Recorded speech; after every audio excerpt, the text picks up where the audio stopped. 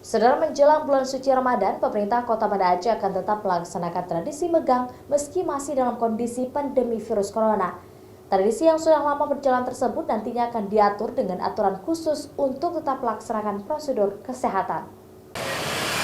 Wali Kota Banda Aceh Aminullah Usman menyebutkan pihaknya nanti akan mengatur para pedagang yang akan berjualan daging megang di sejumlah pasar yang ada di Banda Aceh. Megang sendiri sudah menjadi tradisi turun-temurun bagi masyarakat Aceh, baik menjelang puasa maupun lebaran. Meskipun di tengah pandemi virus corona, Wali Kota bersama Dinas Kesehatan dan unsur terkait lainnya akan menjaga proses penjualan daging maupun pembelian dengan prosedur kesehatan yang telah diatur, seperti menjaga jarak serta menggunakan masker.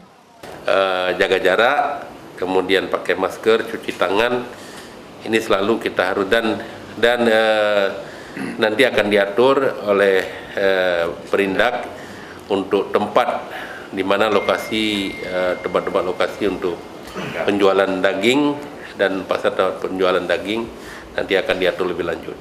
Di Banda Aceh sendiri, 3 pasien yang sebelumnya positif terjangkit virus corona sudah dinyatakan sembuh.